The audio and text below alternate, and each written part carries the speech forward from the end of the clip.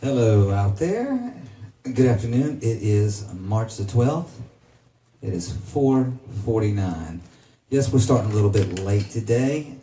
That's a beautiful thing about broadcasting from the internet. You can tell people a certain time and just really start whenever you want. We're live right now though, so for those of you who can't catch us live, you can always catch this back on the replay over on the BIZ-ZE channel. My guest today is Jeremy Henderson. He was here a couple weeks back, and we got into, well, we called it the Hidden Teachings of Jesus. And the only reason we called it that was just because of a video that Jeremy wanted me to watch. But we're not really here to discuss Jesus. We're actually here to discuss life, and why we're here, the reason, the purpose for us being here, and to discuss things that we believed when we were younger, why we believed them when we were younger, just based on the things we were told by our parents and our older peers, adults and stuff like that. You know, preachers and school teachers, and these are all just beliefs that we had growing up. And now that we're all grown up and adults, we have our own minds, and we have our own way of thinking, and maybe something we read along the lines that we've got questioned and said, hey. Or we didn't read along. Right. But anyway, we're diving into that today and discussing some of the beliefs that we had as a child and what we believe today. All right. So what's going on, Jeremy? How's it going, Z? Not bad. So you went to church when you were young, right? I went to church probably until I was like 15 or 16. Now, did you go every Sunday. Every Sunday? Did you go on Wednesdays too? Sometimes, mostly just Sunday mornings. Now, were you involved in like the church choir or any church band or any outside activities that have to do with the church? No, never did. Just always Sunday school and then big church and then headed back to the house. Okay. I guess when you're a kid, when you go to church, you're not as apt to learn something because you're there, and when you get older and go to church, you're listening and you're actually involved with the topic of the sermon and really trying to figure out what's going on. So I guess as a kid, you're just kind of there. I think I fell asleep on my Sunday school teacher in church most Sundays during big church, but that's the way it was, and now, like you said, that we're grown adults and have our own minds, and I'd like to know the truth about life and possibly how to just figure myself out and figure out the world and how we're all connected, because I believe everything's connected. And last 2 weeks ago we were talking about Jesus, and Jesus is definitely connected because he definitely had the message that he came here to give, and he gave the message. In my opinion, the message completely got distorted, got misconfigured in order to, profit some of the elite, organizations on earth. But yeah, we'll get into that. But let's back up just a little bit. See, I went to church too, but I did all kinds of activities. I actually was in the choir. I was in the RAs, which is something that they did on Wednesday night, which was like for just a group of guys. RAs? Yeah, Royal Ambassadors. It was kind of like Cub Scouts for church, but we did it on Wednesdays. We got little uniforms, we got patches, we competed. I actually did, First Baptist had a basketball team. We played on that. They had a track team. We competed in that. There was also, I went to Church of Christ when I was young. Them and the Baptist church both gave church camps where we went for like a week during the summer. We did bow and arrow, we shot guns, we sang songs, we did campfires, and the whole shebang. And so church for me was like a big deal. I mean, if my mom talked about God once during the day, she talked about it 10 times. Or she would bring up, that's not how God would want you to do that. And so, I mean, it was instilled, it was drilled into my head. So when I say I went to church, I mean, I literally went to church, and I went to all kinds of churches. We'd drive from Ohio to West Virginia to go to my grandma's church, or we'd go, and we even went to a church where these people are like, talking in tongues and stuff. And that's when, my mom, when we first moved to Alabama, we were searching for a church. And we ended up at one of those, and I was like, I don't think this is the one. Not from where we came from. This is not going to be right for us. The Pentecostal, they get down, man. They full live band, singing, dancing. Man, it could be completely silent. You could jump up and start praising the Lord and jumping up and down, and it would be absolutely normal in some of these places. So basically, every church I've been to, and I'm sure the one that you went to when you were a child, you heard stories. Noah's Ark, stories about Moses, stories about Jesus, and stuff like that. And I guess they'd explain them to us so that a child would understand. But as you get to be older, don't you need a grown-up's version of that? See, that's I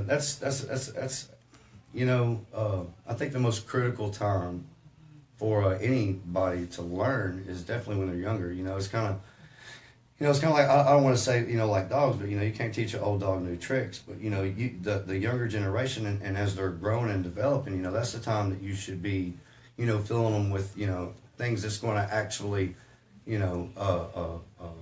make a difference with their soul and their spirit, instead of, worrying about, it's good. Everybody needs to play, and I like all the activities like you were involved in, and I think that's good. And it makes me think better about tithing, because I know there's a lot of people that do, tithe when they go to church, and I think that if, people think that, God doesn't need your money. God doesn't need your money necessarily, but I guess the programs during summer and the trips and stuff like that, they do, but.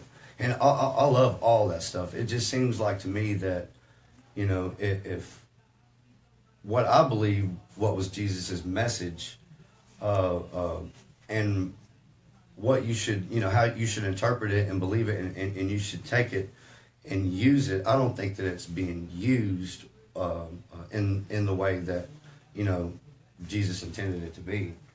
To be honest with you, I think that we should, definitely all independently dive into every book of Jesus. If you're going to devote your entire life, to one man, definitely find out everything you can know about him. One man, Jesus Christ. He's been called a lot of different things, and if you, and it's kind of weird too, because if you get out of the Christian religion and say you go into the Hindu religion, the weird thing about it is their book, their ancient story, is the exact same story about Jesus. Right. He was born of a virgin birth.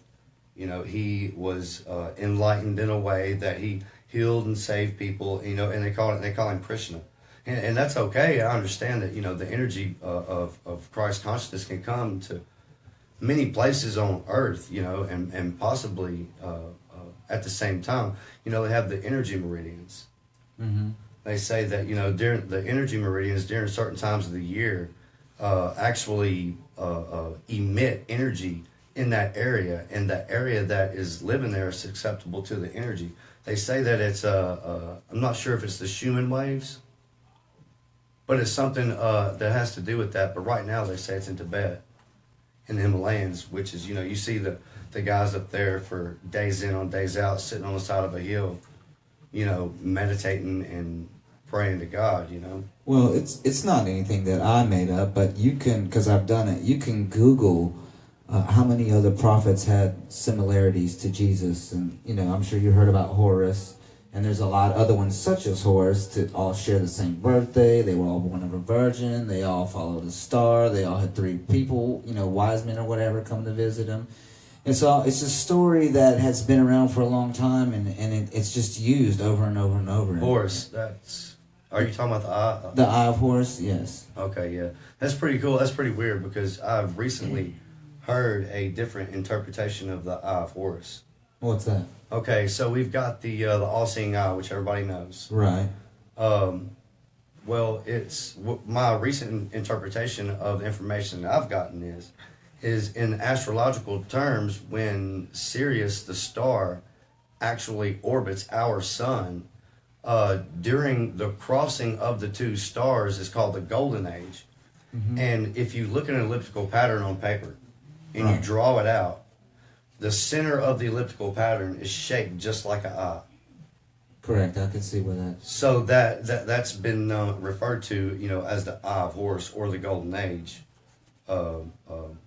during the astrological terms of Horus. You know, that's probably. And as we talked the other day, we're on our way back to that, right? We're on our way back. December 12th, 2012 was, you know, called a lot of things and was misinterpreted. But, you know, apparently there's a 26,000 year orbit for Sirius and the Earth.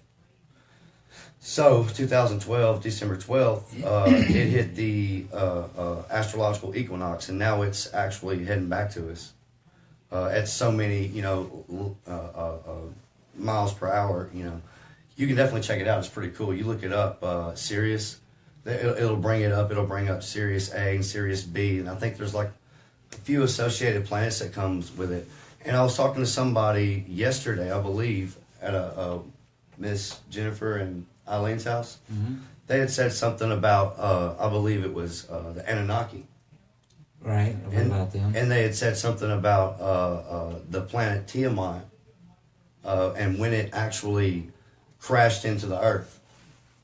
Now that's pretty, you know, when you pick up that story and then you hear the story of Sirius is actually orbiting our sun, you know, you kind of put two and two together and say, hey, you know, if there were other planets close to our Earth, it would have to have been brought here by something that it was orbiting, such as a star. Now, who is Tiamat? I mean, is that the devil? Well, see, that's the Nibiru and Tiamat. That's a story, you know, and well, you've got some people that speculate that all stories from the Bible come from astrological. Right, and there was a lot of stories because I read a lot of them about how the Earth was so beautiful, the sun, you know, that Tiamat created. Tiamat was all water, and when reflected on by the sun, it shined brighter in the sky than the sun. And so because that happened, it was thrown into another planet, which we're assuming was Earth. That's how the water got here. That's how the moon was formed.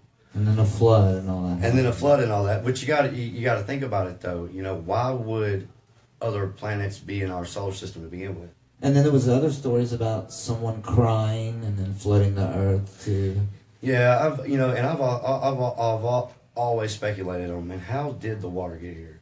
And see, the point I'm trying to make now is that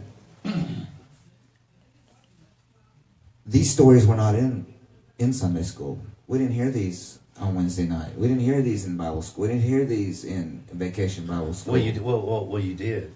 We only heard the one from the Bible. Well, yeah, you heard the story, but with different characters, supposedly. Right. We heard one story, but we weren't told, hey, this is an interpretation of 50 other stories that's already happened. That's and taken from astrological. This is so. What are you telling me? The Bible's just made up by man?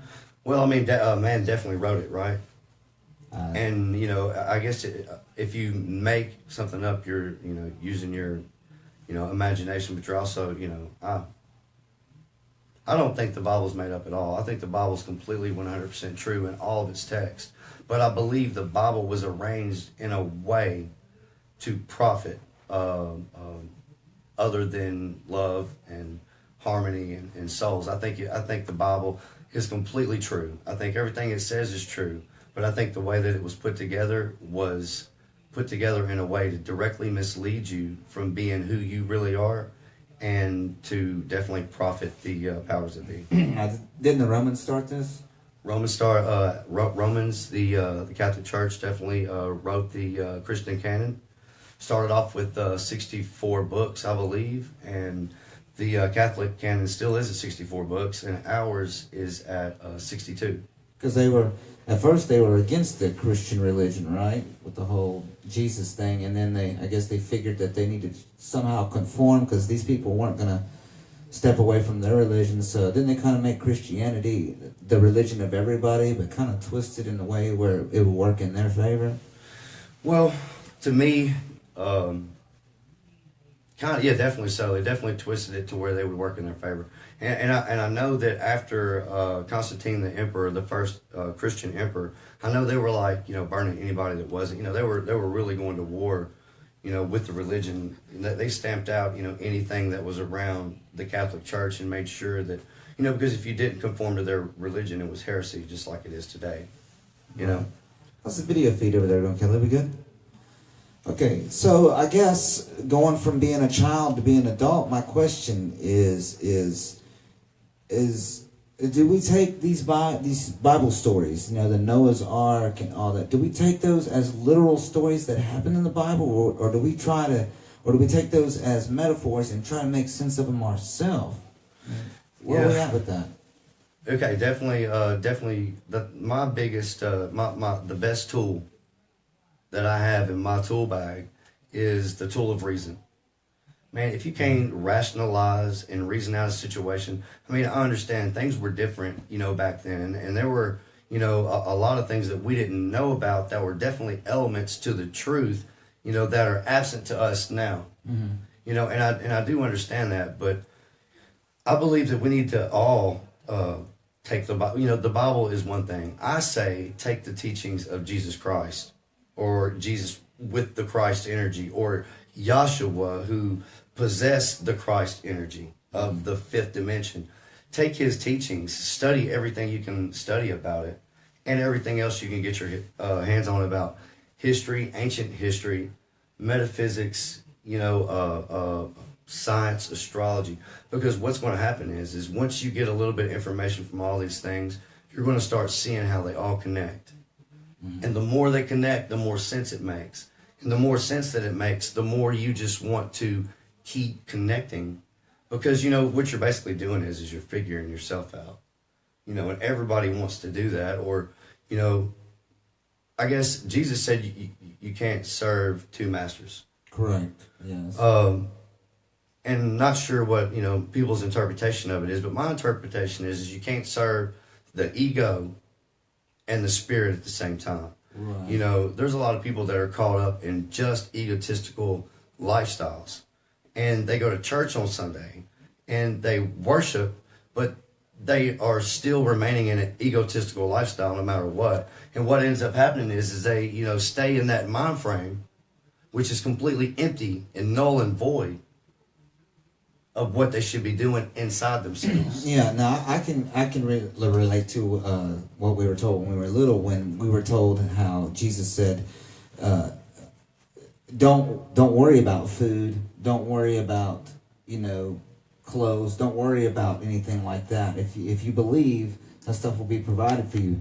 And I thought, like, what, when I was little, but now I understand what he was trying to say. What he was trying to say is, if you can let that ego go, if you don't worry about what you're going to wear and whether you look good or not, the right things will come along for you. You'll get what needs to be provided for you. And so what, you need shoes on your feet? They might not be the most expensive shoes in the world, but here's some shoes, put them on. You might develop some really good calluses. And what happens? That night, you and the guy who had $200 pair of shoes walk out on the street. You guys are both together hanging out. The guy with the $200 pair of shoes gets shot and his shoes get stolen from him. You never know what the situation is. So, like it says, don't worry, be still, know that I'm God. It's basically just, watching the video, what you said, being able to shut off all the five senses, because the three-dimensional world that we're living right now, it's not real. It's not the real you. The real you is you. It's inside. You're only experiencing this three-dimensional world because of your five senses. And a long time ago, we were able to experience a little bit more than that, but we got dumb. And then, like he said, the star's making its way back. People are starting to wake up. Right. I realize in the past 2 or 3 years, there's a whole lot more people out there who are thinking along the way that I'm thinking. And I know there's some people out there who are older, like my mom and some of her friends and people like that. They were brought up a certain way when they were young. And I'll be doggone if they were going to believe any other thing. Not only are they not going to believe it, they're not even going to listen to it. Those are young souls. Yes, they believe that when they heard in the Bible that there will people that will become and try to convince you and say convincing things.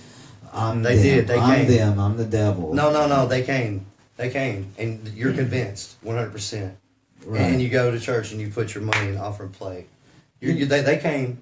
And we're all convinced. We were talking last week about this, and we didn't say it on the podcast, but you know how we were talking about how they pass around the collection plate? Yeah. Okay. Some of them are pushy about it too. Well, yeah, they do that, and then first they tell you a video about how we went to Africa and all the kids did this, and we what do you call that? What they do? Missionaries, stuff like that. Well, and then they pass around the plate. And my idea was this, tell all that stuff you want to do and let them know. As you walk out the door, there'll be a donation box on the left. We've set envelopes in the pews right there. You're welcome to put cash or checks in those and drop them off at the door. Well, how much money do you think they get then if they did it that way as opposed to they get less money passing they the get plate less around, money. having dudes standing at the end of the aisle looking at you like, how much you gonna put in there, bro? What about your neighbors sitting there looking at you? Oh, right. Right beside. That's why they do that. It's And a big like, open plate, and they're handing it around. And we were little. It was like, here's $1 for you. Here's $1 for your brother. By the time we got down to think, it was like $5. That was a lot of money back then. It was. So, anyway, I thought that'd be interesting if they put a box out. How much would their donations be compared? I mean, because these people go to church. They're there to give. They're there to do the right thing. Would they do the right thing if nobody was watching? In the book of Thomas, what else did he say? He said, if you make yourself like a child. What did he say? I don't know. That's what I try to do. If you become like a child, then you can make it into the kingdom of heaven. And it's pretty weird because I was thinking about it. I was like, my son, I swear, trying to keep pants on this guy is crazy. You know what I mean? Mm-hmm. So he's like running around, and I swear, if he didn't have to wear underwear, he just wouldn't.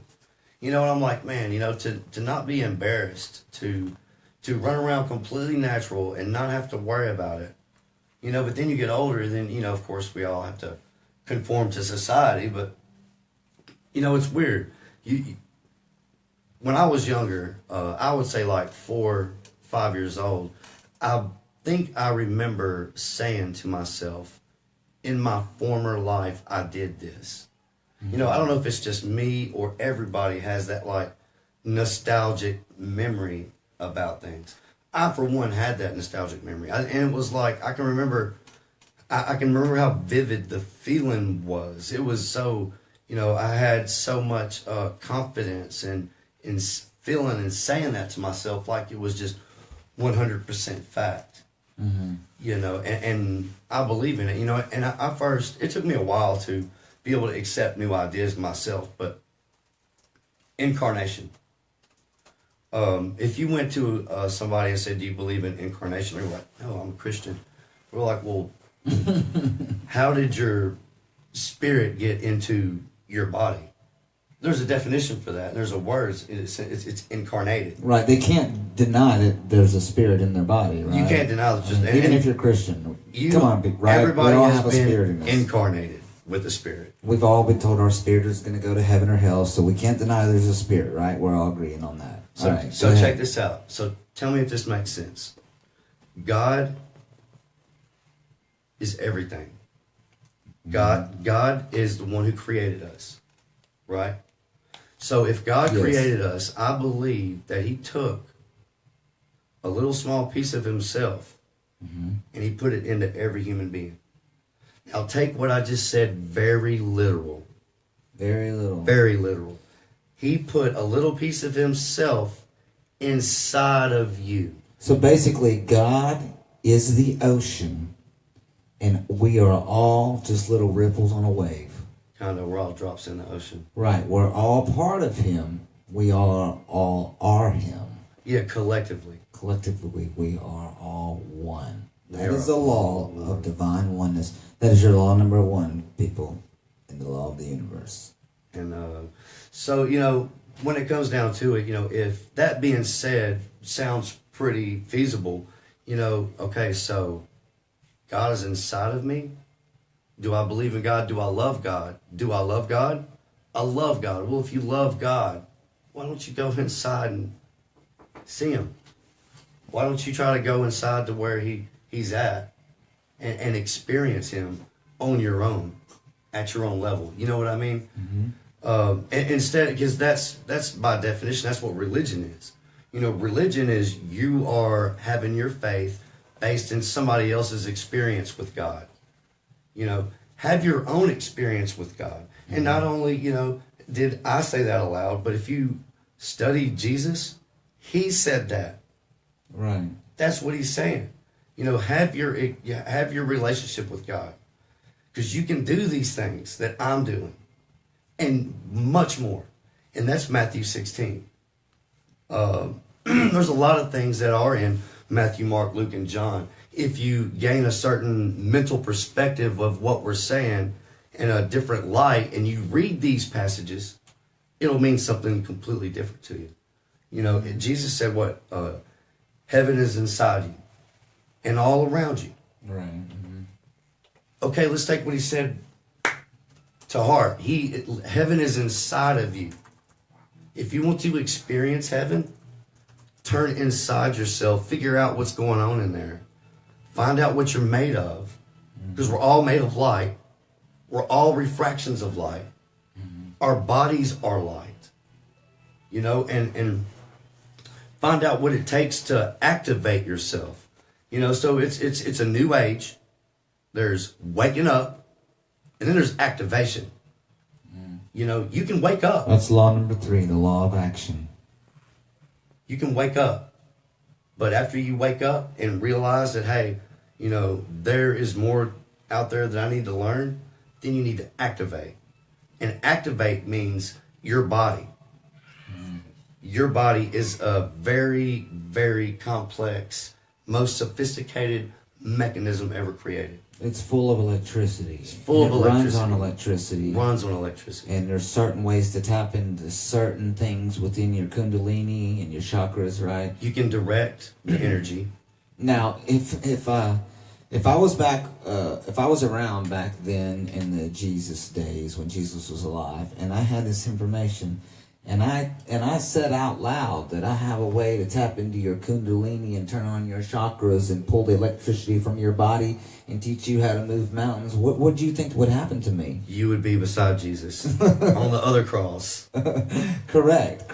So what you're saying is... Just what we've been saying today, people want to do the exact same thing to us now. So it'd probably be best if you were trying to spread this message, you need to kind of tuck it away in some hidden messages that kind of go along with what they're teaching over there, but kind of a little bit coded to a different direction, I guess. I guess, and that's what that's what they say. You know, Jesus basically did.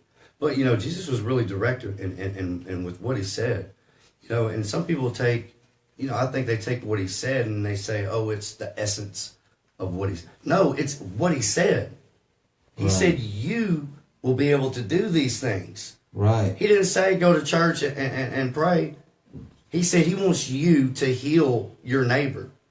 He wants you to go to towns and take care of the people there and tell them what you're doing, why you're doing it, who sent you here to do it, and then heal their kids so they can live longer. That's not happening today. If it is, I don't see it on the news. I don't see it on the internet. And until you can figure that out, people, you're not going to enter the kingdom of heaven until you can figure this out, because you got to get rid of that ego. You got to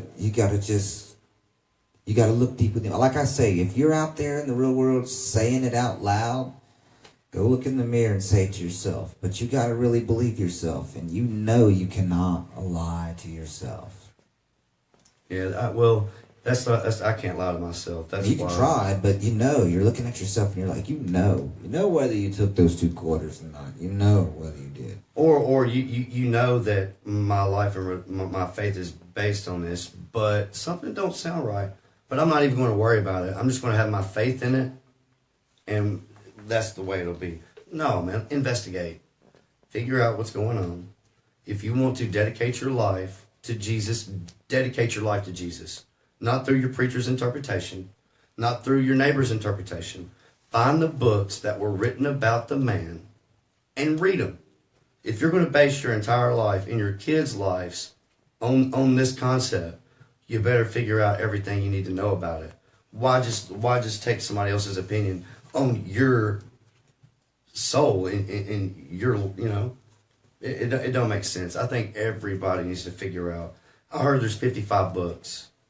So, going back to the beginning then, so basically, when Adam and Eve were created, they were pretty much created in God, and I do that because God can be whatever it is that you believe God is. And so if he created them in his image, they were born without sin, without egos. They didn't have egos. See, they were more on a fourth, fifth dimensional level, huh? And I'm not sure if we're anthropomorphizing Adam and Eve. Correct. I get that too. They may not be. And anthropomorphizing means giving human qualities, human characteristics to certain something subjects that's or not anything else. human. And I'm thinking, Adam and Eve. If you read the first words of the Bible, it says, God said. Now, the first thing in existence was sound. So, if sound was the first thing in existence, and then light, and then we know that, the photon has, is what light is created out of. And then you've got atoms with, protons and nucleuses and neutrons and, and that's another thing. They're like, they're 95% empty. Mm-hmm. And your body is completely 100% made up of atoms. So, you should actually be invisible. Basically, if 95% of what you're made of is invisible, you should be 95% invisible, it seems like. I don't know, it's pretty weird. So when they ate of this fruit, they were given a conscience, or they were given egos, knowledge that they were naked. I mean, now did you think they took on a three-dimensional form at this point? Do you think they stepped out of their fourth dimension when banned from the fourth dimensions higher? I don't know. And was stuck in a third dimension and was like, "Look at me, I'm naked." Really good. That's really good, Z. Oh, that's really good. I think so. Yeah, I think you just kind of gave me a little poof. Yeah, 100%. If something happened, definitely something happened, and I'm sure it had something to do with the stars. But if they were, see, I don't know, man, because we're still kind of talking about the Bible and punishment and all this. I'm kind of hung up on the punishment thing from God, for eating an apple or. Now, how many of you out there were brought up this way in the church and heard all these stories about Jesus on the cross, Noah, the burning bush with Moses, and the Ten Commandments, and breaking them and all that, and how many of you are atheists today? How are you completely on the other side? And how many of you are like, I've heard this and I've got a few questions now, I've turned agnostic, and then how many of you are still Christians, but you're scared to even listen to this information because it is just totally against your religion? You were told people would come and tell you these things, and and my mom warns me all the time, look at the times, there's it's the end of the world, you can tell because of this, because of that. And I'm not I'm not trying to make fun, but seriously, I mean, I'm in my 40s. She's been telling me that for 30 years. I mean, she had me terrified that when the year 2000 came along, it was it. I mean, I wasn't going to have kids or nothing. And I remember young thinking, man, I got like 11 years to get this act together and make something happen with it. The world's going to end. And then 2000 came, and I'm like, what is a generation? This generation won't pass? What exactly is a generation? You hear God's time is different from our time. 1 week, maybe. Let me tell you something. When you get out in space, time don't exist. Yeah, there is no time. It's irrelevant. So once you get out of our solar system and everything, what is an hour to us? It doesn't even matter. I mean, to anybody who's just a being or the pure energy or whatever, that stuff doesn't exist. The past, the present, and the future, it's all one thing to them. I mean, look, think about that. We're hurling through space, right? And in about 2 or 3 days, we'll be farther along in space than we were 2 days ago. And guess what? We'll be in the future, which we'll be looking back on the past. But look, the future's already there. It's there. We're just not to it yet. There are stars that were where we are now. They're there. They're now in the future. That's how it works. The universe is a crazy place. And once you start getting into this, and I'll tell you, I love the universe. First video he told me to look up was metaphysics. I pulled up what is metaphysics. I promise you I watched it one time. I was like, what is this crap, man? I'm not going to sit here and watch these black and white videos and everything. And I was like, no way. And then one day I was bored, and I was like, I don't want Jeremy calling me up and said, did you watch that? So I actually sat down and watched it, and I was like, whoa, this is pretty interesting.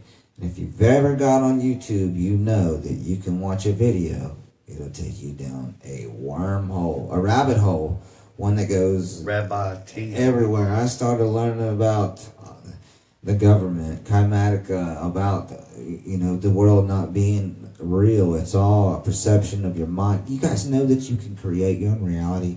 That's a fact. We'll get into that later on more podcasts when we discuss the 12 laws of the universe. Right now we're kind of concentrating on the law of divine oneness, because we are all one. We are all part of God, and God is part of us. So when we dump on our neighbor, we're actually dumping on us. We're dumping on God. We're dumping on Jesus. So and another thing, you've got to love yourself. If you don't love yourself and you hate yourself, then you hate everybody. That's a fact. You can walk around in a bad mood all you want. All you're going to get is bad things happening. So, what else you got, Jeremy? Well, I believe that the bad things that you create, that try to. I did an experiment at work. I went in and I was completely positive for everybody and completely did everything. Just in the meetings and stuff like that, man. And it turns out, man, just being positive around other people is very contagious. The same way being negative around people is very contagious. As is above is so below. Yeah, I know it sounds silly, but try this when you're driving to work. The next time you're driving to work, drive with a smile like this. The whole way to work, just the whole way to work. When you get there and you get out, and you see somebody, you can't help to be in the good mood. I mean, seriously. But if you wear a frown to work, you're gonna show up with a frown. Yeah, definitely. Yeah, that's how it works. Get a Starbucks drink, turn it upside down. There are laws in this universe. Like we were talking about this earlier. You can't speed. If you speed, you're gonna get pulled over. You're gonna get a ticket, and then guess what? You can do it again the next day. You can break that law, but you're gonna get a ticket. The universal laws, the law Mother Nature lays down, Father Time and all that, they cannot be broken. Karma will get you. There. It'll get you. Karma is a real thing. Yeah, I don't need hell or the devil to scare me to do the right things. Right. I just worry about karma. We were talking about you were talking about tithing earlier, and me and Kelly did some research on that, and back onto that. Tithing is not. That doesn't mean go to your church and give them money. Tithing is something it's where you get your spirituality from, where you're getting your learning from. I mean, if you listen to Tony Robinson and he inspires you and you do something, I mean, Tony Robbins, I'm sorry, Kelly says I do that all the time. If you listen to Tony Robbins and he inspires you and you get your spirituality from him, send one of his donations some money. I mean, if you go to church and that's where you get your spirituality from, give money to your church. But what happens is this is where you get your spiritual food. This is where this is money that you put back for the specific reason. And I'm telling you, if you will give 10% to where you get your spirituality from, it'll blow your mind how it is rewarded back to you, and you're not even expecting it.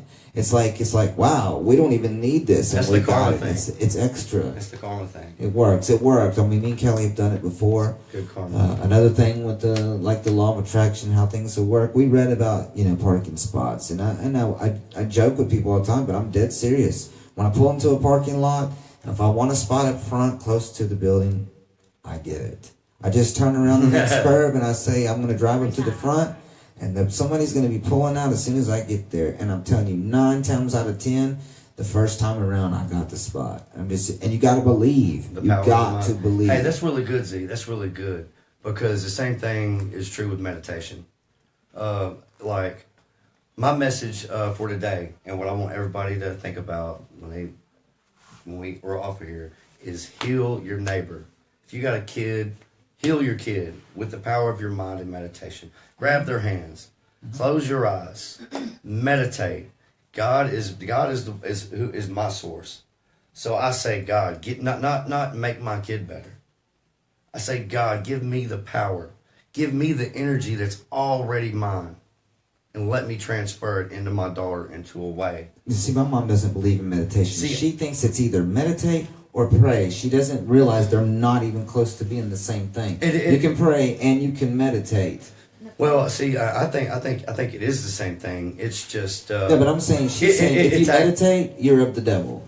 Right. See, and that's that's okay. And for people like your mom and my dad and a lot of people that are in the religion and that's where their faith is and that's they're just not listening to what meditation actually is. Well, what is it? Well, meditation is definitely getting in touch with your spirit. I'm a student of meditation myself. I do try to heal my kids through meditation. Like you said, you got to believe. Not only you got to believe, but you got to envision. If you can envision it and see it with your eyes closed happening, then it's happening. It's for real happening. Napoleon Hill's son was born deaf, and he made it his mission to make his son be able to hear. Right. Through the mind power telling him you're going to be able to hear. And he was able to hear after everybody said nobody. It's a story in Think and Grow Rich. Okay, yeah. In that book, Think and Grow Rich, we haven't read it. Go to YouTube. If you're like me, I never was able to read along with books and comprehend what I'm reading, so I pull these audio books up on YouTube. You can also go to Audible and Amazon and pull some of these books up and just listen to them too. Because see, I install floors, so I don't have to deal with anybody all throughout my day. I'm actually able to put my headphones on and just install my floor. So I listen to this stuff, and it's a really good book, Think and Grow Rich. And what she was talking about is how his son was born deaf. And even though he went to the doctor and they got all these things to put on his ears and stuff, he just kept inspiring his son to let him know that he was going to hear one day. And his dad made it his mission to make sure this kid can hear. And just through the power of his mind and everything, that kid ended up hearing, just hearing regularly. So anything's possible. I mean, if you don't believe that and you are a Christian, then you don't believe Jesus did miracles, because Jesus did those miracles. He did do them. And he said you can too. It's in the Bible, Matthew 16. Right. And he didn't do them because the people he was doing them to believed that he could do them. He did them because he personally believed that he could do it. And that's why he did it. He could do it. You can do it. I can do it. We all can do it. We just need to figure it out, learn how to do it, and start doing it. I mean, the thing about it is, this potentially could reach the ears of somebody that has a friend that's potentially terminal. Right. Could have, I hate to say the C word, but, cancer. And if you do, go for it. If you can do anything that you can do to help save a person, why not exhaust all options? All right. If you are confused about your spirituality, for me, religion is a completely different subject. So I don't worship the devil because I don't go to church. What I'm basically telling you is if you are confused, if you have questions about God, about Jesus and all that, we're trying to give you something that you can latch onto. If you're lost, like here's something that, I'm not telling you to follow my cult, follow my religion. I'm telling you, follow your own. There's a way, follow yourself. There's a way that you can listen to this stuff that you heard when you were young. Research. And make sense of it. You can make sense of it. It'll eventually.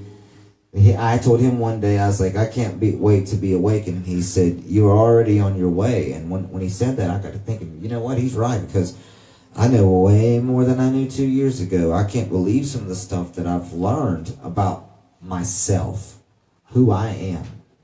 And that's the question I have for you guys. You're special, Z. Who are you? You're special. I'm special. Everybody's special. But who are you? Who are you? Watch that episode of Minefield. Who are you? Are you what you think? Are you what you think about yourself? Or are you all the memories that you've had all your whole life? Is that who you are? So if all your whole life you were supposed to be a famous actress, people thought that about you. Who are you? That didn't happen. Who are you?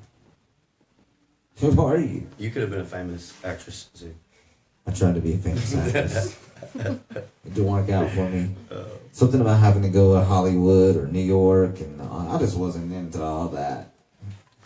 Guys, I hate to be the... Cut it down?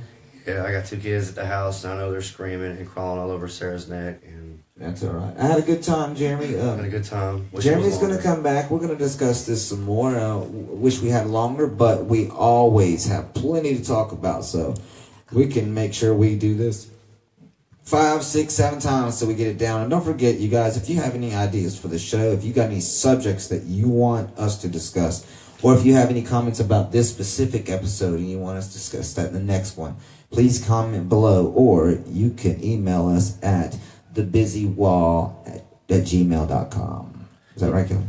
thebusywall@gmail.com. Jeremy, what you got? You know, even if there's just a subject that, you know, is burning somebody to death that they just are on fire about and want more information, please share it with us, because I would love to, you know, research something that, you know, one of our viewers is actually interested in seeing. That way, you know, I can come to the table with something, you know, and say, hey, this is what I found. This is where I found it. Yeah, if you guys are working at a bank and you have to talk to somebody nonstop throughout your work, or if you're working at a retail store and you got to do something, look, we got all day to research this stuff for you. So we will do that, and I'm not talking about one. We'll research 10, 15 videos, Google, whatever we got to do. And when we come to the table, we will come very prepared to give you the answers that we have found. And like we say, you can't trust everything you hear on the internet. So it's the answers that we have found, and we will compile them together to give our informed interpretation of what it means. Definitely. And you know, it's just a way for you to get your own interpretation. Correct. You know, and that's what this is all about. You know, I don't want you to take my interpretation to heart. I want you to take your own interpretation. I want to spark a fire into your soul and make you want to get it for yourself. You know, that's what I'm here for. All right, so if you want to catch up with us and where we are, a good video to start with is this one we talked about. It is on YouTube. It is called The Hidden Teachings of Jesus. It's about 58 minutes long. You'll see it's got the blue, what's going on in there. And it's not going to talk for 58 minutes about Jesus, so don't think that. It's going to touch on Jesus, and it's going to bring you up to speed on what we're talking about. Hey, you got to work. You got to work for anything worth having. So sometimes watching these videos, it's a little bit of work watching it, but you got to do it. So we've got the Book of Thomas. The Book of Thomas. The Hidden Teachings of Jesus. The Hidden Teachings of Jesus. And metaphysics in general. Metaphysics. Yeah, just type in what is metaphysics. What is metaphysics? And Sirius. Sirius. The star, Sirius A and Sirius B. And the constellation Canine. Maybe you want to write this down. Canis Major. We'll just look up Sirius. It's in the constellation of Canis Major, which is the dog's, you know, it's called the dog star.